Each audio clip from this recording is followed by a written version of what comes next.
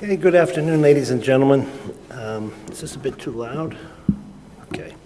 My name's Brad Birkenfeld, and I'm the UBS Whistleblower that exposed the largest and longest tax fraud in the United States by one of the largest banks in the world. And what's important to understand about what I did was that it was, as a whistleblower, taking tremendous risks to expose something that was somewhat accepted in the Swiss circles. And today, really, the subject matter is going to be about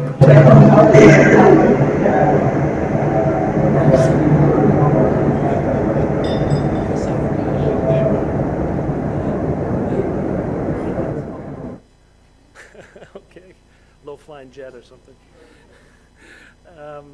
So today, talking about protecting, supporting, and rewarding whistleblowers, which is such a critical part of society today. I think a lot of times when people think about whistleblowers, they come up with the wrong idea of what a whistleblower is. And they might call them particular names and so forth, but really what a whistleblower is an extension of law enforcement. And law enforcement more and more needs to rely on whistleblowers because generally they're the ones who have better information than they would ever get through an investigation. And my lecture today is going to touch upon this, and I'm happy to take questions after the lecture, and to also enlighten you with some of the pitfalls with what have happened with whistleblowers and how they've been treated in the past.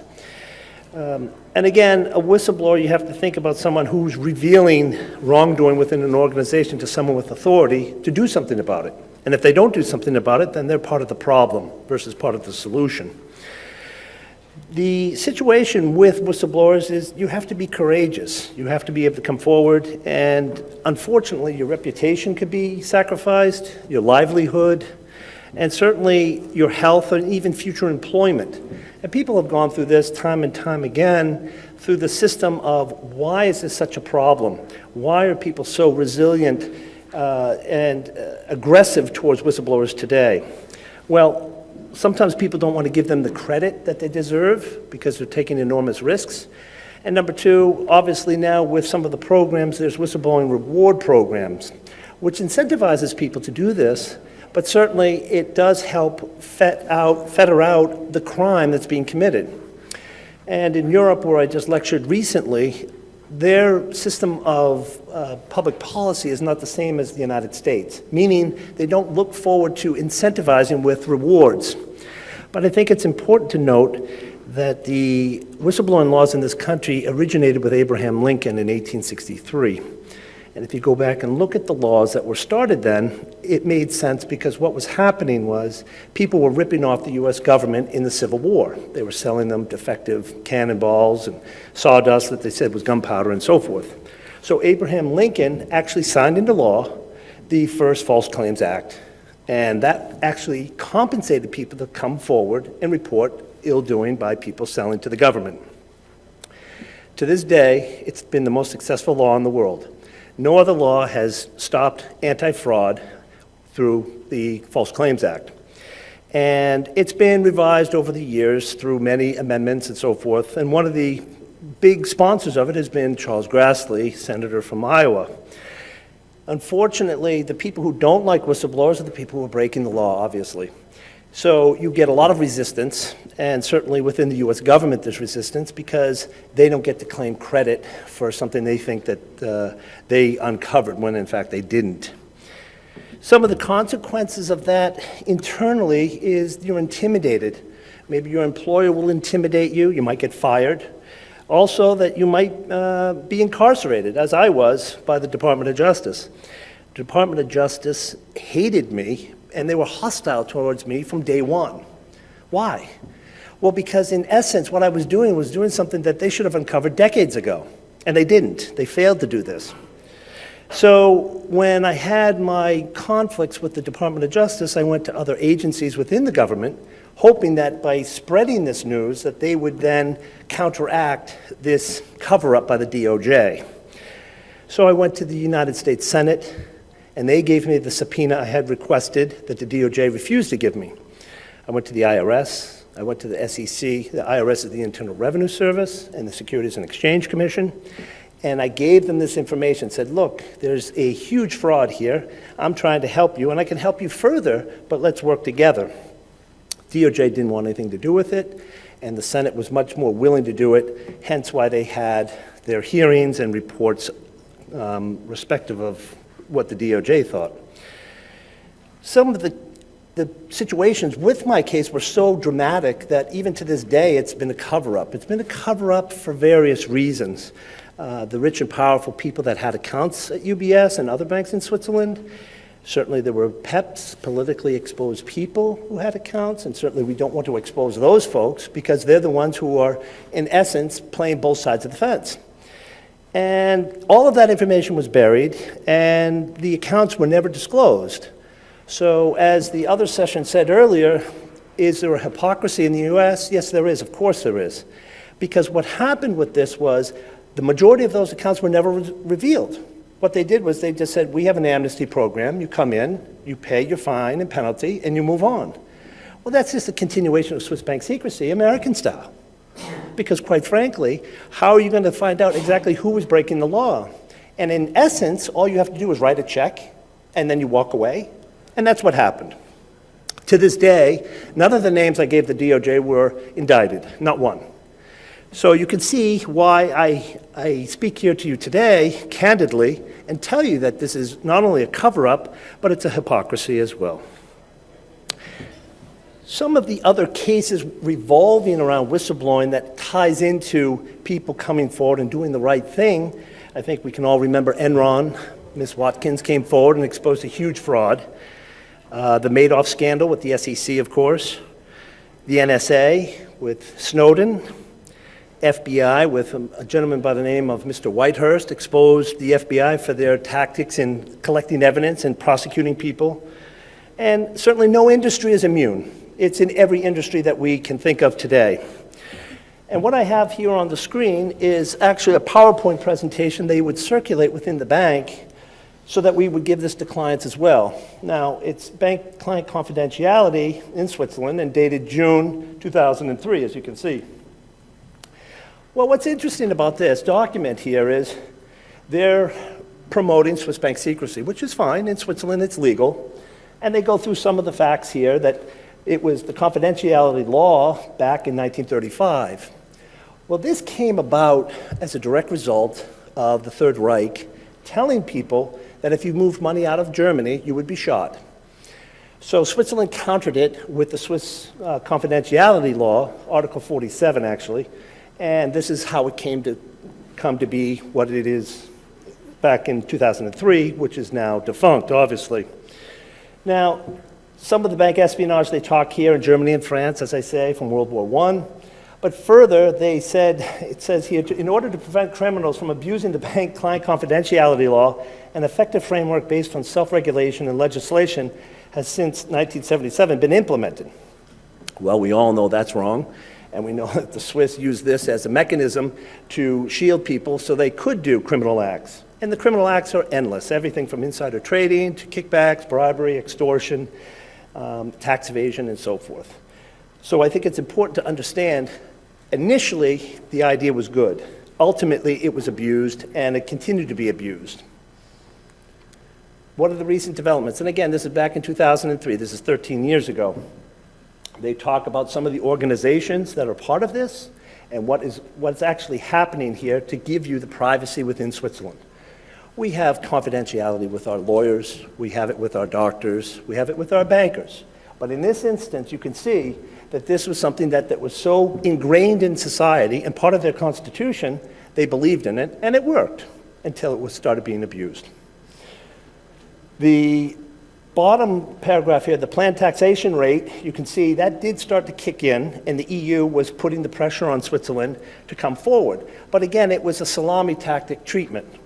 Over time, slowly but surely, they were working with Switzerland to come back and claw back some of the interest and income that they were generating in these offshore accounts. Ultimately, as a result of my whistleblowing, the whole thing came apart because it showed a much deeper part of their system that was ingrained in corruption and criminal activity. The other problem with Switzerland was that they were also facilitating other mechanisms to hide the money from the taxman as well as other people that were rightly owed their money. That happened with maybe in a divorce case or a death, the Holocaust issue. There's countless instances in which Switzerland was very obstructionist, if you will, to people looking to retrieve monies back. Bank client confidentiality in Switzerland remains fully safeguarded. Well, I don't think so. I think the problem with this was they were so adamant about pushing this through and making this a foundation of banking there that they couldn't really see beyond it. They always thought they were untouchable. And they say nothing will change, of course, and so forth. So you can see that this was part of society. They were ingrained in this system of trying to keep assets protected. And remember, once money comes into an offshore jurisdiction, generally it stays there. It generates money, and there's a ripple effect, whether it's the hotels, the luxury goods business, restaurants, and so on and so forth. And then, of course, private jets, yachts, chalets, and so forth. So the economy would benefit directly from the money staying in Switzerland. And it was very hard to get it back out of the country because once it comes in, how are you going to be able to justify it? Okay, this is in particular one article that I wanted to put up. It might be a bit hard to read, but in essence, this was back in 2004 when I was working at UBS, and I found it very interesting. In one part of this article here, it says, okay, UBS is fined $100 million over trading of dollars. Okay, fine, $100 million. Nobody went to jail, no one lost their license. But the most important part of this article is very important here. What they did was they violated trade sanctions by sending dollars to Cuba, Iran, and Libya, and Yugoslavia. But let's focus on Cuba, Iran, and Libya. Now, they were sending billions of dollars to those countries back in 2004 and ultimately got caught. But yet, the problem with this is, who represents the U.S. interests in Cuba, Libya, and Iran? The Swiss do. So this is clearly a conflict of interest. The largest bank in Switzerland is violating these sanctions knowingly. The Federal Reserve fines them $100 million, and nobody goes to jail, nobody loses their license. In essence, what you're saying is if you indicted UBS, you'd be indicting the Swiss government, which we know would never happen. So this is a very powerful statement, and a lot of people just sort of went right over the article because it's very important to understand, even in my case, years later, you can understand that they didn't want to upset the Swiss because so many Americans had accounts there, as well as other countries. So this is a very important article which I kept when I was working there, and I thought it was important to share with you today. When we talk about whistleblowing protections for people, what are the protections that we're looking at? Well, we're looking at several things. Public policy. In the public policy, it makes sense to have whistleblowers come forward. Why? Because they're doing a good thing for society as a whole, whether it's dumping oil into the rivers, whether it's bad drugs for the public as a whole, or finance, such as in my situation. But with the public policy, we need accountability, and we need the transparency that exists in so many other businesses, but not in these rogue businesses that are breaking the law. So now what we need is the government to step forward. Now, the government's passed some whistleblowing laws, but generally they have no teeth. They say they have them, but most government officials don't want to support it. Why? Because it's giving credit to someone else rather than themselves. And in my case, I had this problem across the board until finally it was spread across so many departments, they had to do something about it. And as I say to this day, none of the names I gave were indicted. So that tells you something. The other point here is on the law enforcement side is, how are you going to send the message? If you have a $100 million fine but no one gets punished, then where's the deterrent? You've set a precedent now to fine the largest bank in the world, but people feel as though they can just continue doing it. And recently we've seen the LIBOR cases, the foreign exchange cases, all of these cases where people have been exposed, some through whistleblowers, some not. But if you don't set that precedent, then the people will continue doing the crime because there's no consequences. And I think that's the biggest problem that we've had today. What are some of the other supports that you could get once the whistleblowing comes in and they're trying to get that protection? Well, you have the support through nonprofits. Nonprofits out there, there's multiple nonprofits that come forward and help people actually expose wrongdoing. And in the US government, we've had it in the military, we've had it in other areas, in tax, of course. And I think once you begin to realize that this is ingrained across every industry, who are the people that don't want to see whistleblowers come forward? Well, the people breaking the law, obviously. So how do you stop them from doing that? The only way you stop them from doing that is actually prosecuting them. And unfortunately, we just haven't seen that in the United States. Some of the media outlets have been very helpful, newspapers, blogs, television, the internet.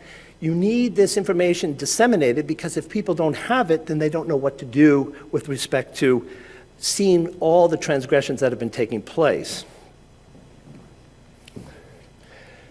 Now, some of the stories that have happened, I think you're aware of some of them. This one in particular is quite compelling. This was the LuxLeaks scandal, which is actually going on right now in Luxembourg. There's a gentleman from PricewaterhouseCoopers who is in the middle of this saga, and the press is involved because now they're being sued.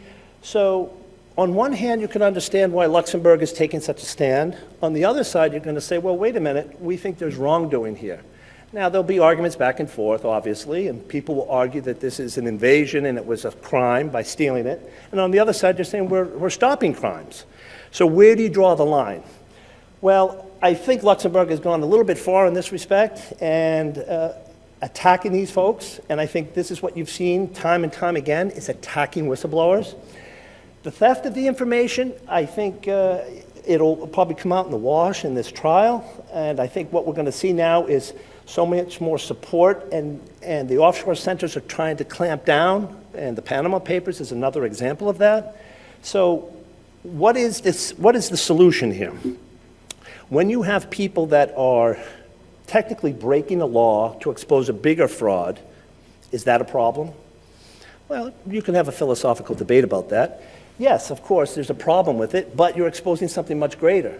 So if someone came forward and broke a particular law to expose the 9/11 terrorist attacks, would that be a problem?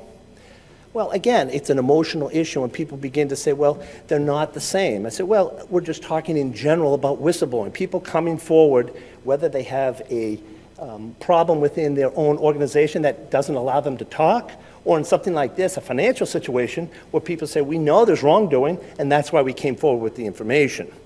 So only time will tell on this particular situation what's going to happen. This, of course, was my situation. This was one article back in 2010. Juan Gonzalez was very kind to write an article about me saying I deserved a statue on Wall Street and a prison sentence. But the problem with this situation was very simple.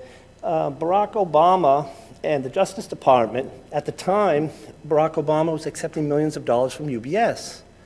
So once again, you have a whistleblower coming in. Yes, was I a part of it? Yes, I was, but I was the only one to come forward. And I was the only one incarcerated. Actually, in the whole financial crisis, I was the only one to go to jail. Not JP Morgan, not Goldman Sachs, not Citibank, not Wells Fargo, not Countrywide. One guy who was the whistleblower that exposed the largest tax fraud in the history of the United States.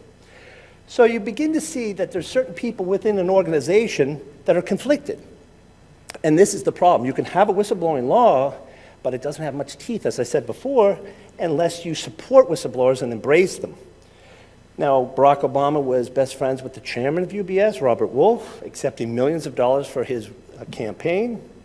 Eric Holder, the attorney general, represented UBS in private practice at Covington and Burling. Hillary Clinton came in and made a secret deal with the Swiss, not to get all the names, but only to get 25% of them. So you begin to ask yourself, you didn't find them properly? So how is this possible? It was handed on your lap, but everybody walked, you didn't do your job, and 300 million Americans got screwed, in essence. Because if you pay your taxes, why don't we get all these people who are cheating on their taxes? So this is a real public policy issue and a statement that's very, very powerful and very important to keep in mind.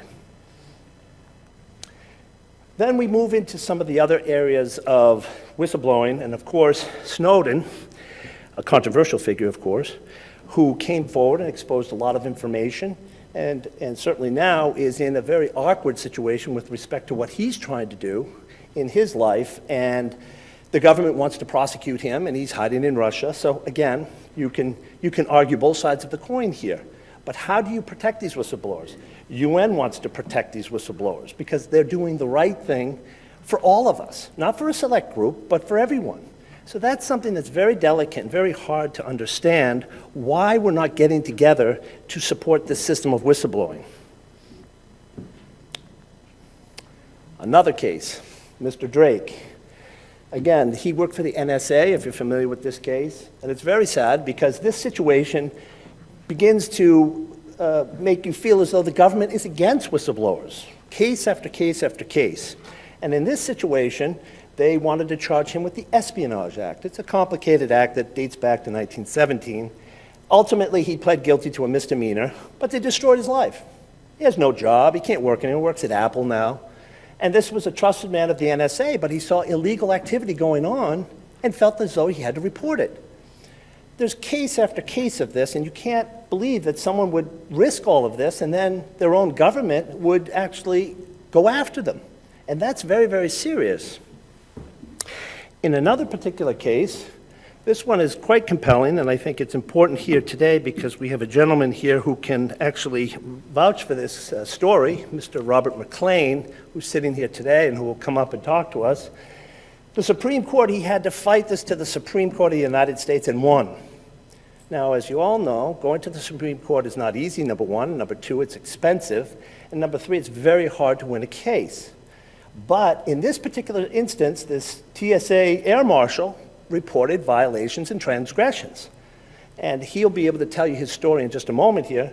But it's so powerful to see that even in a case like this, that he's trying to help the public good, but yet the government attacked him. Just like Mr. Drake, just like Mr. Snowden, just like myself, and several other people of high-profile cases. But what I would do is say, think about what these people have sacrificed and what they've done, and I think we'll invite Robert up here just to give us a little bit of his insight of what he went through in the whistleblowing case. Robert?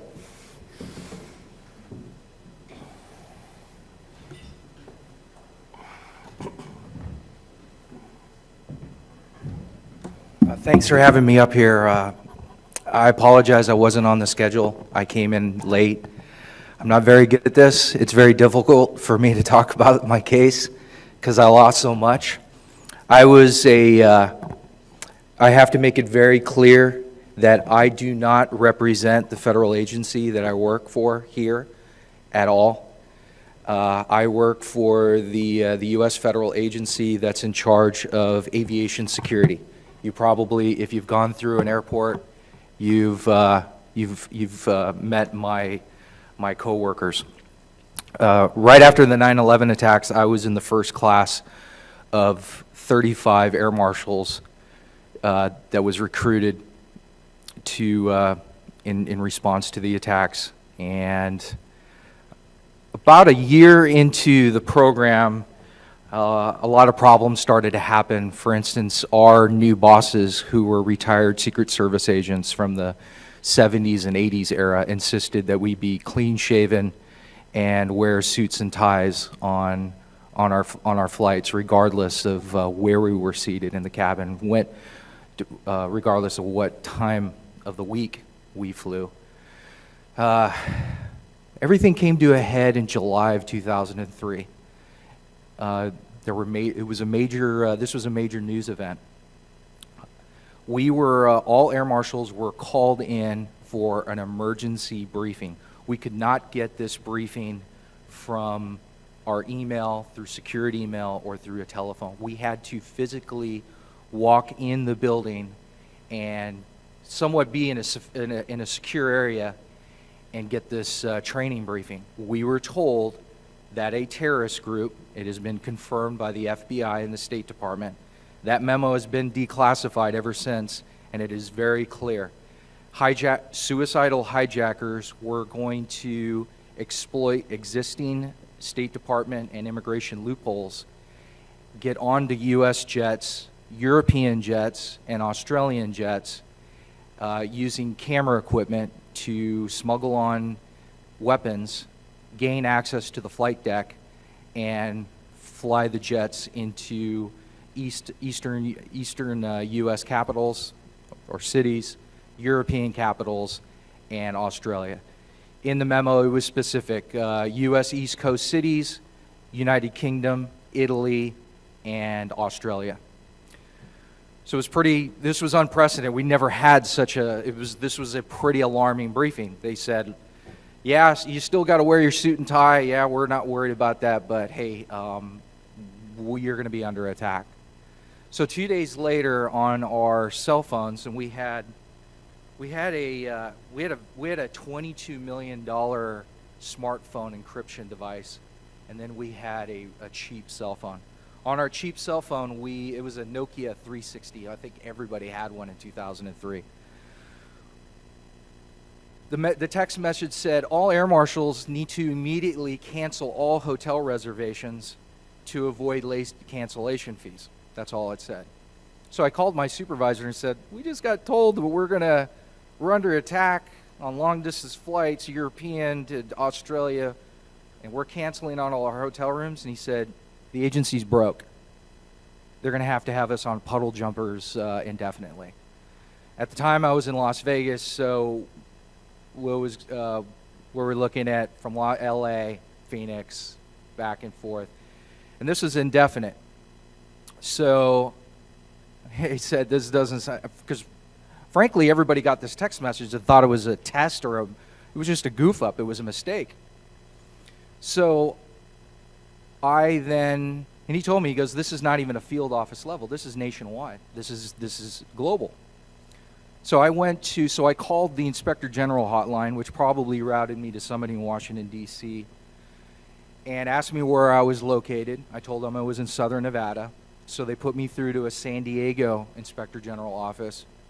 This is the Inspector General of Homeland Security. And San Diego said, we're only an audit office. We can't help you with this. You need to speak to a criminal investigator division. So I spoke and routed me to Oakland. I spoke to a criminal investigator, and he told me, look, I'm new here. I just came from FEMA. I've been in federal law enforcement for many years. I'm ready to retire. You're young. Look, agencies run out of money. These things just happen. Just let it go. You don't want to kill your career. At the time, I was 32 years old. I was outraged because my whole life, I'm a military brat. I served in the military myself, and I remember always seeing the red stickers on our phone. Fraud, waste, and abuse, go call the Inspector General. And I hit this wall. I spoke then to an NBC reporter who was doing some great reporting on the TSA, and he told me, I am in touch with Hillary Clinton, John Kerry, Chuck Schumer, Barbara Boxer, and the Republican head of the Transportation Appropriations Committee, Hal Rogers out of Kentucky, and they're all outraged. All their sources have confirmed. We are going to run this story. We're going to make sure we're going to make it so that this plan never goes into effect. The story hit at midnight. It was the banner story for MSNBC, and then it was on MSNBC, NBC Nightly News. It was on CNN, Fox News. It was surreal. Never forget looking at the TV in our office, and this thing is just scrolling and playing over and over again. I remember seeing Tom Ridge, he was the former secretary, discussing it. The TSA denied that any plan existed throughout the day. And at the end of the day, their press people issued out a statement. We canceled the plan. It was a mistake. It was premature. That was the exact quote. So the plan never went into effect. A year later, NBC News asked me to go on NBC Nightly News with Tom Brokaw for an anniversary special of the September attacks. And they wanted me to talk about the ridiculous dress code policy because it was out of control. We were boarding Southwest JetBlue flights. If you can imagine two big guys like me boarding a jet on a Sunday morning, Southwest Airlines JetBlue, in front of the handicapped, in front of the parents with children, in suits and ties.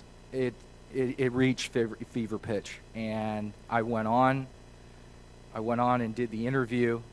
I was cloaked, but my voice was recognized, and so Internal Affairs months later brings me in and said, "Were you this guy that was on NBC Nightly News?" Yes, I was. Well, why did they get, what makes you so special? Why did they come to you? I said, well, because I was a source for other stories. At this point, I had no idea. They were threatening us a lot with the USA Patriot Act. And it was very real. I mean, the country was at war. We were in Afghanistan. We had just invaded Iraq. The supervisors, our managers, are saying, we have the USA Patriot Act. You come forward and tell us who are the leakers, if you're the leaker, because it's better you come forward to us before we find you, before we go through your personal telephone records and personal email records. We will find out. And we will also go to the journalist and get his records too. It was so outrageous that the Inspector General investigated that. And the Inspector General did conclude that the supervisors were threatening air marshals with the USA Patriot Act. It further said the reason why they ran out of money, and this is in a written public report, $1.4 million were given out in senior executive bonuses to TSA people that year. So, and 3 weeks later, the White House rejected that Inspector General for a full-time appointment, and he went public about that also. So, I tell Internal Affairs that yes, I was the source of that, and I have no remorse, and I have no regret about it, and I'll do it again. So for 5 months, they didn't do anything for me. They were still letting me fly on planes. I was armed. I had access to classified material. I just got done telling them they would later argue I was the most heinous leaker. And the thing is because they were scared to death that they had a bona fide whistleblower and had to figure out a way to get rid of me.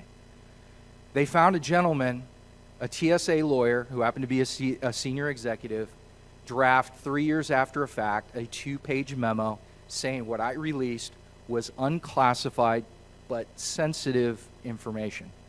And with that one memo, I was fired for one charge of release of sensitive security information. And that's where I went into the black hole that federal employees go. It's the only federal entity that can designate a federal employee that's outside the intelligence community. FBI special agents can't even go to this entity. It's called the United States Merit Systems Protection Board. I was stuck in the Merit Systems Protection Board for almost 3 years because they stated that only a circuit court, which was the Ninth Circuit Court of Appeals, could make a determination and reverse an agency decision designating something with this classified marking.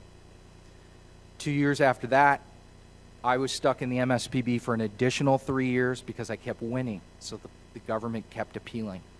And the MSPB is generally, it's filled with their civil servants. It's not like a military tribunal like that.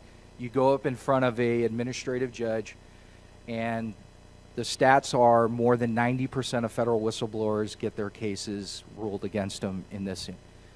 So once you lose in the MSPB, where I did, I went to the U.S. Court of Appeals for the Federal Circuit. 3 lifetime appointed judges, appointed by the president, confirmed by the Senate. I won 3-0. It was a shocker. 2 years later, and 2 of them were George W. Bush appointees. 1 of them was an Obama appointee. Unanimously ruled in my favor that I did not violate the law. The government appealed again it's called en banc, where they appeal to the entire judge panel. They ruled again in my favor without any dissent. The government appealed again.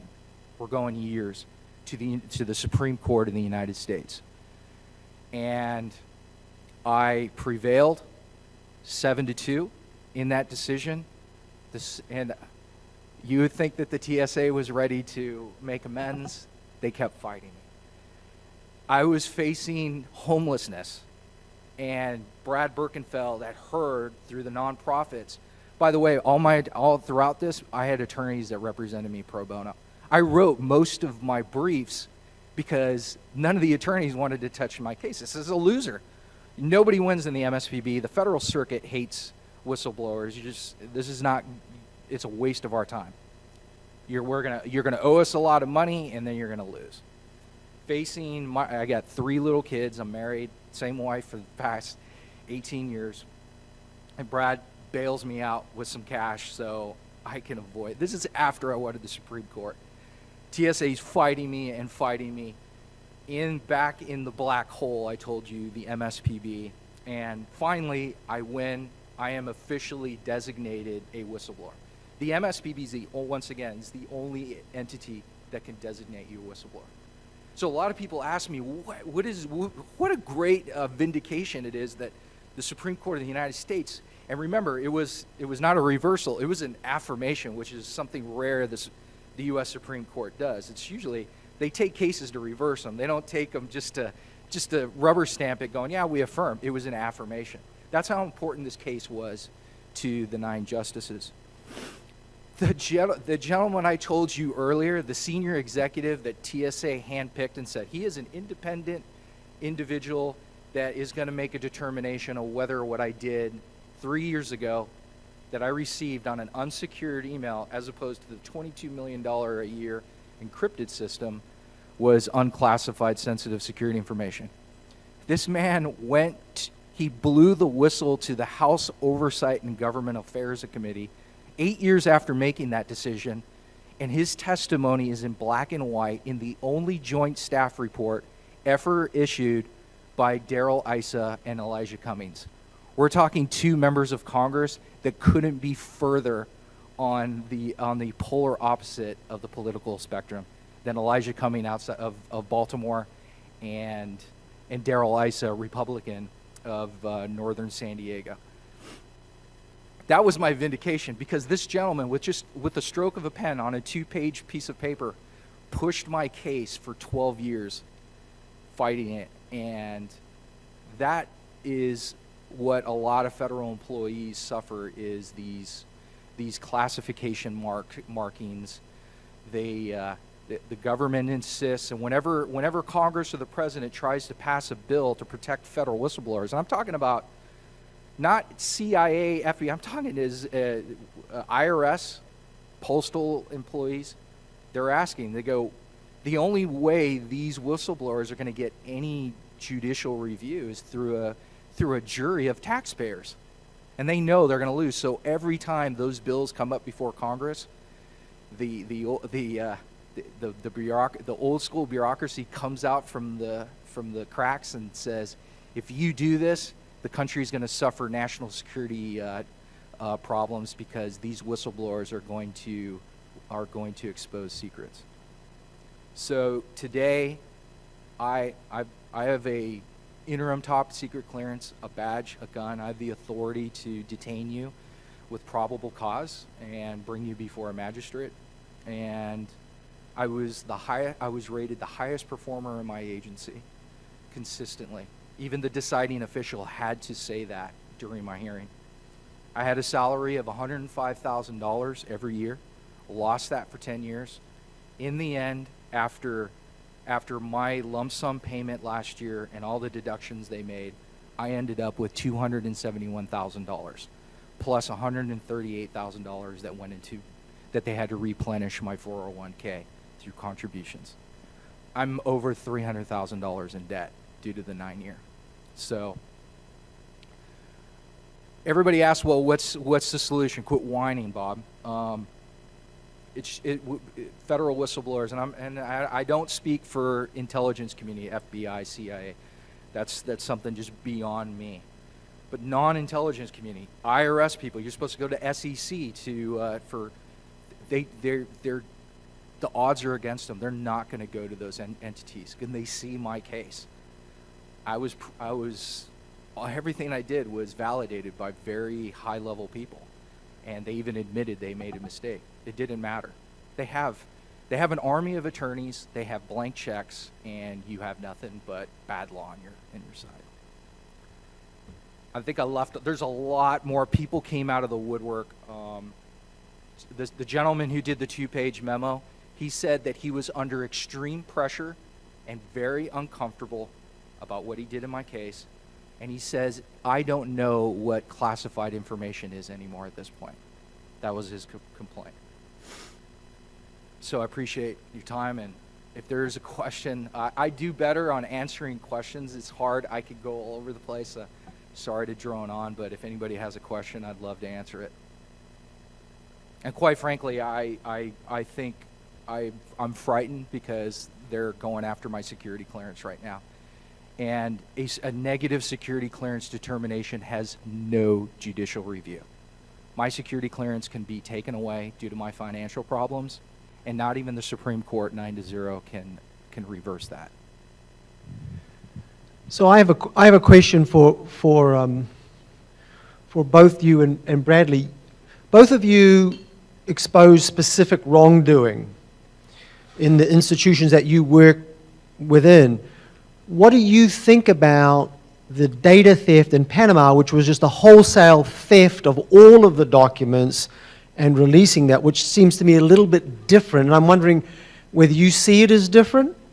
Obviously, there's some scurrilous stuff within that, but do you support that kind of whistleblowing as opposed to what you did, which was more sort of specific? It's a great question. I think it's more along what I did than what Robert did, actually, because it involves tax issues and offshore trusts and companies and so forth.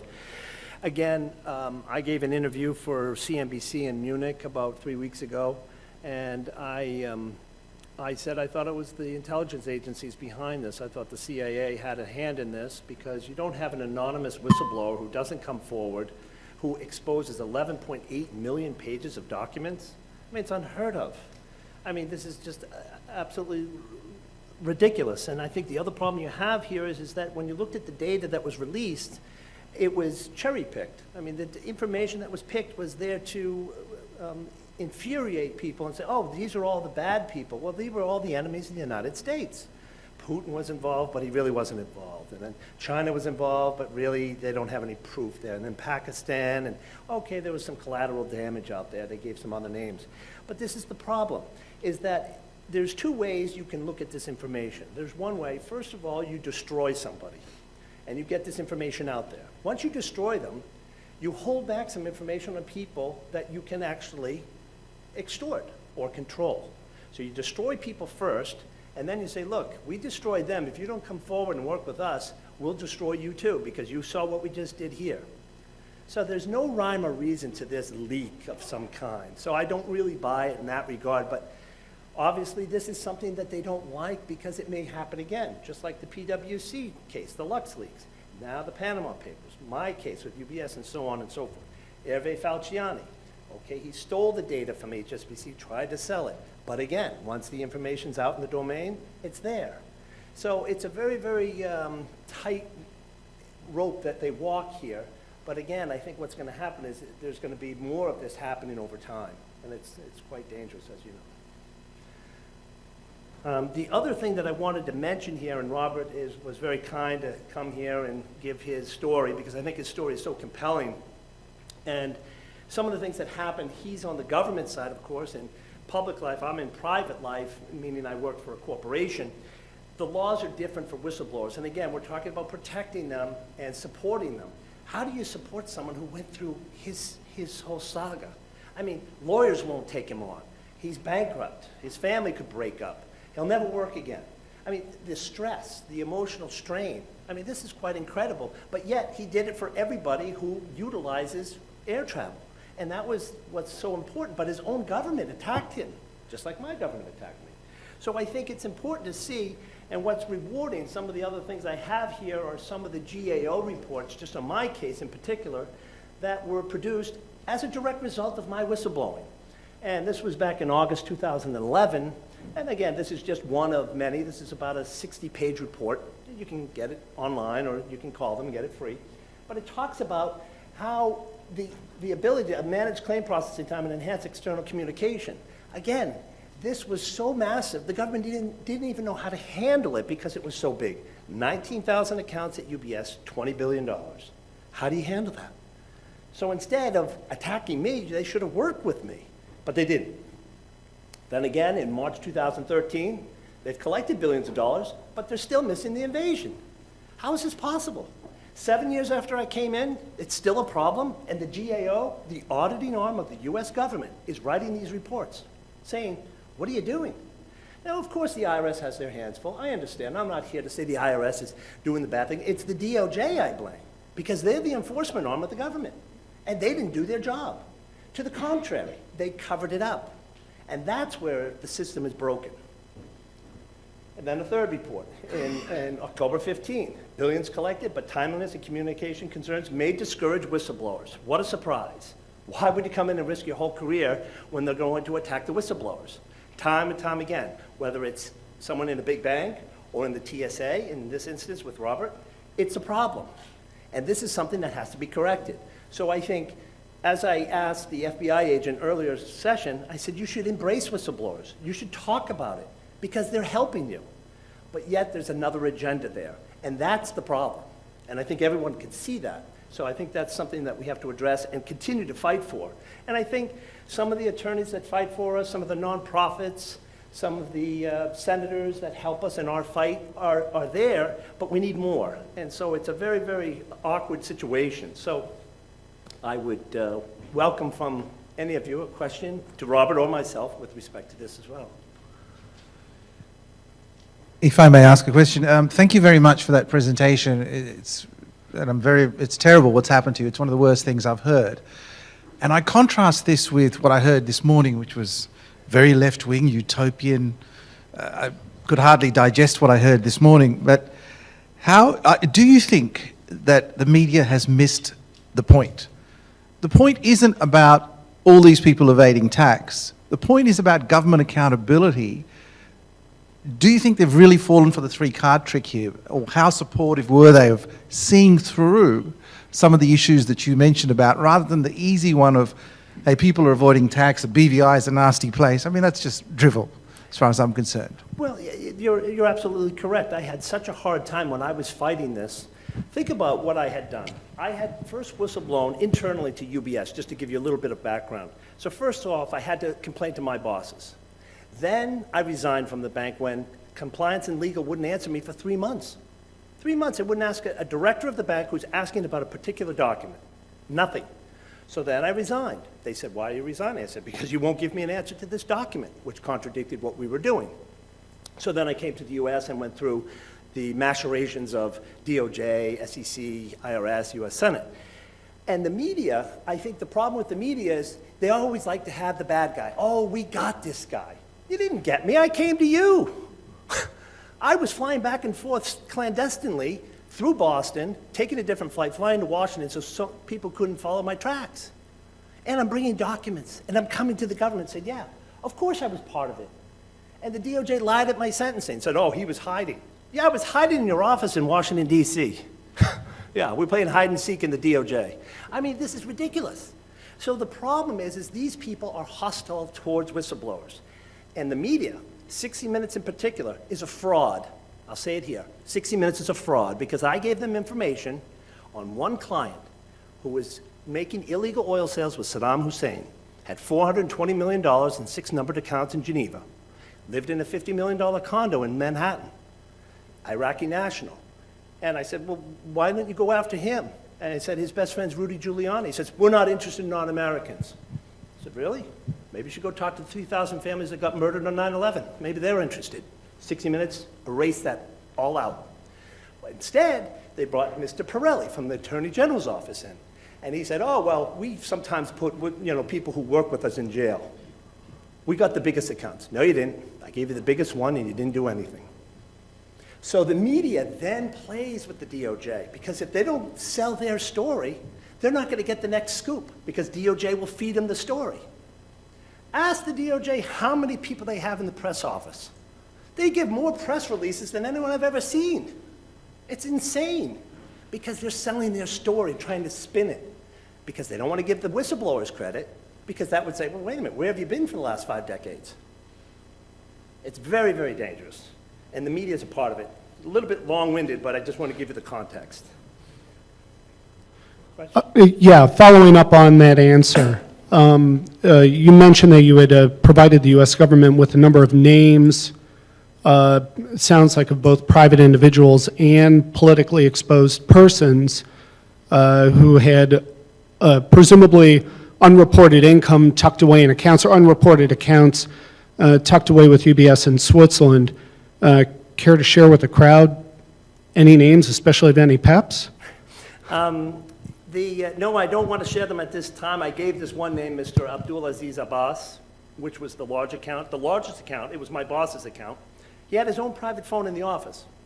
And like I said, this was so overwhelmingly powerful. When I read the dossier on him in the bank, I almost fell off my chair. I said, he's making illegal oil sales with Saddam Hussein. Last I checked, we invaded Iraq. We murdered or killed Mr. Saddam Hussein. So why would this guy be able to walk free? Why is there no consequences? The other reason why I don't want to talk about some of the other names, some of them I'll be putting, my book will be coming out this year. I'm not here to promote my book, but since you asked, that will be happening. But I think in the pure context of the situation, not just the names of individuals who are evading tax, but remember, it's not just tax. For instance, this Abdulaziz person. Sure, maybe he's not a U.S. national, but he was living in the States, and he was getting income from numbered accounts. His condominium was owned by an LLC in New York, and the bills were being paid by UBS New York. That's a crime. You can't be doing this, meaning that you're hiding behind a structure saying you're not U.S., but why was he on the U.S. desk in Geneva? Why wasn't he on the Middle East desk? So you can see that they play this game, and they try and play the shell game here and say, oh, well, he was really not an American. Really? But he had violated the UN sanctions of 1991. Why isn't he being prosecuted? So it's not just the tax issue, as you rightly say. It could be a variety of things, of extortion, insider trading. And you don't know because on the outside, you've got Swiss bank secrecy. None of you will know. The bankers are looking and saying, oh my God, this is quite incredible. This isn't just a little situation. And that's what I tried to communicate to the FBI agent in the other room earlier, but he didn't even want to listen. He was more defensive than agreeing with me. And that's the problem. They don't understand that we're giving them information and they're just cherry picking what they want. It's a big problem. Yeah. Any other questions? Yes. Did the Swiss government go after you? Did the Swiss government come after me? I Yeah. didn't break any Swiss law. I never stole data. I never sold data. I never violated Swiss bank secrecy because I had a subpoena from the U.S. Senate. So I was protected. You're saying it was legal because you had the subpoena. That I was protected under U.S. law because I was given a subpoena by my government. So the Swiss government has admitted to this day I've broken no laws. Okay, because the Swiss have gone after other people, and so have the people in Liechtenstein. They've gone after them, but those people have actually done things like Hervé Falciani. He stole the data. I didn't steal any data. All the data I gave was data that was given to me, such as the report that I showed you earlier. So the subpoena that was given, and even the head of the Justice Department in Switzerland said, I've broken no laws. And if I did, well then, geez, tell me what law I broke. Oh, that's right, you admitted to $780 million fine, you closed the business down. Every person above me got a non-prosecution agreement, including the bank. Mm-hmm. But you got the whistleblower. So, Yeah. no, they did not come after me, and I did not break any Swiss law. And one other thing, the nonprofit that helped defend you, or maybe defend both of you, was that the Government Accountability Project? No. I had attorneys that supported my efforts. Okay. There were some nonprofits like Pogo and Gap that came in Right. and wrote things and supported me, but no, I had attorneys that represented me. Gap represented me. You have a question? I don't think they're going to have a parade for me. No, I have not been back yet. But again, as I said, I think it's important for people to understand, think about what has happened here, what the government has done, the U.S. government has done. They have fined the bank, they underfined them, they didn't get all the account names. They put in this elaborate Amnesty 1, Amnesty 2, Amnesty 3, where 55,000 people have come in, which is good. But they haven't set a precedent. The precedent is break the laws, securities laws, tax laws for decades, and you just have to write a check. No problem. That'll be fine. Who pays? Swiss citizens paid. Why? They get to write that off, that fine of $780 million. So all the Swiss citizens who had nothing to do with this have to bear that burden. 2, the UBS shareholders. Who's going to pay for all those legal fees? The shareholders who had nothing to do with it? So there's the second victim. The third victim is every American who pays their taxes, because the DOJ is so incompetent and so corrupt, they didn't do their job. You're paying, whoever's an American citizen here. You're paying. Why? And all the bankers went away, the bank walked away, and everybody washed their hands of it. Why? Because the rich and powerful people that had accounts at UBS can't be exposed. Wait for my book. The DOJ doesn't indict themselves, unfortunately. Other question? No, I'd just like to add a comment to that. The Swiss authorities, Credit Suisse pleaded guilty to these things. They actually said, we have done criminal wrongdoing. And if anybody likes to read up on what they signed off on pleading guilty, it's absolutely disgusting. But nothing is made of it. Precisely. And it's even worse if you look, because I worked at Credit Suisse as well. I worked at Credit Suisse for 2 years in Geneva. Then I worked for Barclays Bank for 4 years. And then I worked for UBS for 4 years in Geneva.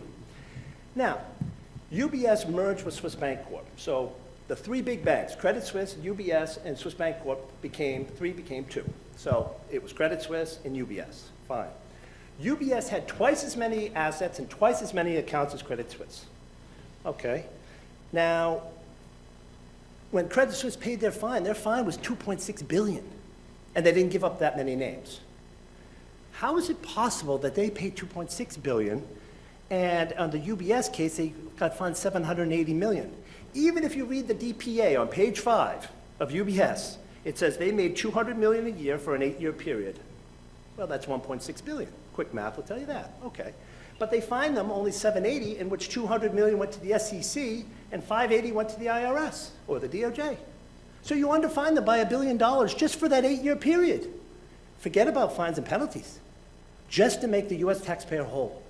That's UBS. That's a scandal in of itself. Then you come back to Credit Suisse, as you rightly point out. But they had half the assets. They didn't give up the names. And this was years later. Oh, that's right. There wasn't the direct whistleblower. Okay. Oh, and that's right. There was no politicians at Credit Suisse. Phil Graham was the vice chairman of UBS in Americas. Robert Wolf was Obama's golfing buddy. Eric Holder represented UBS in private practice. Tim Geithner couldn't do his own taxes, and he'd say, oh, well, it was a computer problem. Are you joking? This went on for decades, but they got a pass. Very good point. Any other questions? Well, thank you for coming. If there's any other questions after, we'll be happy to answer them.